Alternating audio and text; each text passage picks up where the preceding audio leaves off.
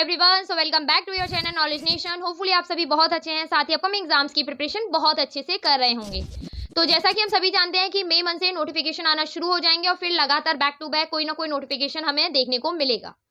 सारे कैंडिडेट जो है वो स्टडी में लग चुके हैं। जो बिगिनर्स हैं या जो 3-4 साल से तैयारी कर रहे हैं, उनको केवल और केवल एक ही प्रॉब्लम होती है जो उन्हें सिलेक्शन से दूर भेज देती है।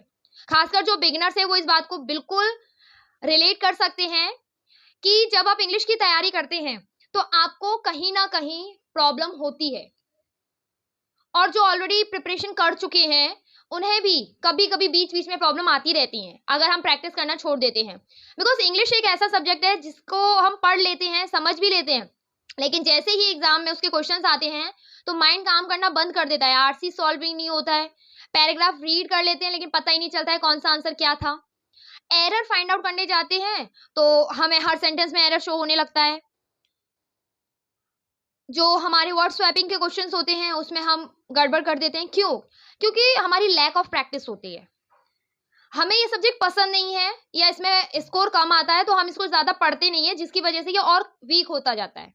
हमारा काम क्या होना चाहिए कि अगर ये हमारा सब्जेक्ट वीक है तो हमें उसको उतना ही ज्यादा टाइम देना है। हमें रीजनिंग करने में बहुत मजा आता है, हमें क्वांट करने में भी मजा आता है, एक्सेप्ट अर्थमेटिक, उसके भी क्वेश्चंस हम स्किप करते हैं। और इंग्लिश करने जब बैठते हैं तो इसको डाउन हो जाता है, उसको बंद करके रख देते हैं, फिर से रीजनिंग पर आ जाते हैं। तो ये हम खुद को केवल धोखे में रख रहे हैं और कुछ नहीं है।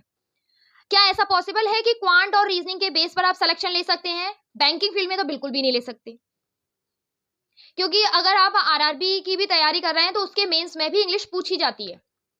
तो अगर आपकी इंग्लिश वीक है तो उस पर लगातार काम करिए। दिन में 3 से 4 घंटे अगर आप बिगिनर्स हैं तो आपको देने ही पड़ेंगे। जब मैंने स्टार्टिंग की थी 2020 में तो लगातार इसको बहुत डाउन था, 5 मार्क्स 6 मार्क्स। तो आप सोच नहीं सकते हैं कि फिर सिलेक्शन के बारे में कि क्या होगा।